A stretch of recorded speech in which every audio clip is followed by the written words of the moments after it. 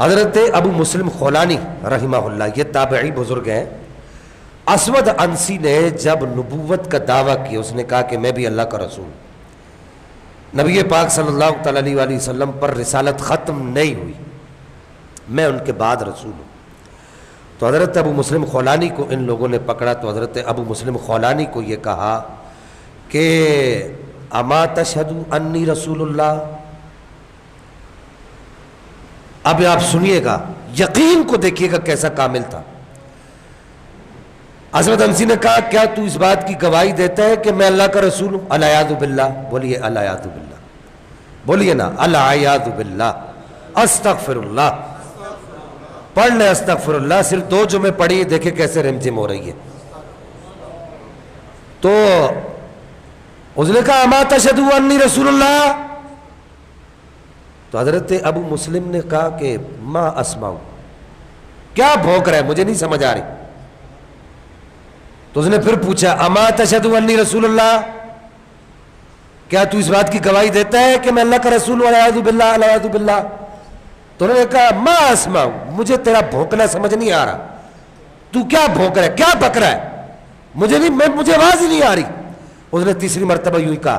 تو اس نے چوتھی مرتبہ پوچھا کہ اما تشہد ان محمد رسول اللہ. اور اس نے کہا اشہد ان محمد رسول اللہ. حضرت ابو مسلم خولانی نے کہا ہاں ہاں ہاں میں گواہی دیتا ہوں کہ نبی پاک اللہ کے آخری رسول ہے. اس نے پھر اس طریقے سے بار بار امتحان کہا مجھے تیری بات سمجھ نہیں آتی. وہ جب پوچھتا کہ کیا نبی پاک اللہ کے آخری رسول، کہا ہاں. اس نے کہا کہ اس کو آگ میں ڈالو. حضرت ابو مسلم خولانی کو آگ میں ڈالا گیا. آپ آگ میں کافی دیر تک رہے، پھر واپس آ گئے. واپس آئے تو آپ نے فرمایا بتا اور کیا کرنا ہے، بتا اور کیا کرنا ہے. یہ وہ یقین ہے کامل کہ وہ آگ میں بھی کود پڑے، لیکن انہوں نے کہا مجھے تیری بھوک سمجھ نہیں آتی، تو کیا کہہ رہا ہے، تیری بکواس مجھے سمجھ نہیں آتی، تو کیا کہہ رہا ہے. حضرت ابو مسلم خولانی وہاں سے چھٹے، مدینے پہنچے. مدینے آئے تو مسجد نبوی شریف علیہ صاحب الصلوۃ والسلام میں نماز ادا فرما رہے تھے. حضرت عمر فاروق نے ان کو دیکھا تو اپنی فراست مؤمنانہ سے پہچان لیا. آپ کتاب پڑھیں، آپ یہ مقام پڑھیں تو آپ کے مشام جان معطر ہو جائیں گے. حضرت عمر فاروق رضی اللہ تعالیٰ وردہ عنہ نے ارشاد فرمایا کہ کیا تو ہمارے اس یار کو جانتا ہے جس کو اللہ نے حضرت ابراہیم جیسی صفت عطا فرمائی ہے؟ تو آپ نے خاموشی اختیار کی. تو حضرت عمر فاروق کی فراست مومنانہ دیکھیں. آپ نے فرمایا میں تجھے اللہ کی قسم دے کر کہتا ہوں کہ مجھے بتا کہیں تو ہی تو وہ نہیں ہے، کہیں تو وہ نہیں ہے. تو انہوں نے کہا ہاں میں وہی ہوں. حضرت عمر فاروق نے ان کی بڑا اکرام کیا، بڑی تعظیم کی. یہ نہیں کہا تو نے کیا بیوقوفی کی، بڑی تعظیم کی. پھر ان کو حضرت ابوبکر صدیق کے پاس لے کر گئے. حضرت ابوبکر صدیق رضی اللہ تعالیٰ وردہ عنہ کی بارگاہ میں حاضر ہوئے. تو حضرت ابوبکر صدیق نے جب ان کی زیارت کی، ان کو دیکھا اور پھر ان کو اب انعام کیا دیا آپ دیکھیے کہ کہا کہ تم جو ہے نا یہاں پر آ کر، اس وقت حضرت ابوبکر صدیق رضی اللہ تعالیٰ عنہ جو ہے خلیفہ بن چکے تھے، نبی پاک دنیا سے تشریف لے گئے تھے. آپ نے فرمایا ادھر آ کے تم میرے ساتھ بیٹھو تاکہ رسول اللہ کے اصحاب دیکھیں کہ نبی پاک کی ختم نبوت کا یقین رکھنے والوں کو اللہ کیا انعام عطا فرماتا ہے. اب حضرت عمر فاروق کے جملے سننا میرے بچوں، میرے عزیزوں، میرے بزرگوں، میری ملت کے نوجوانوں. حضرت عمر فاروق نے اس وقت ایک جملہ کہا.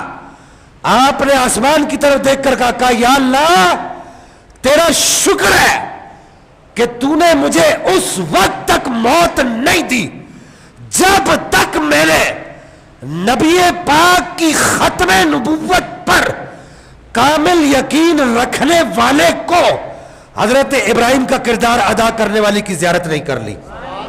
اونچا بول سنی سبحان اللہ. اب اگلے جملے سننا حضرت عمر فاروق کے.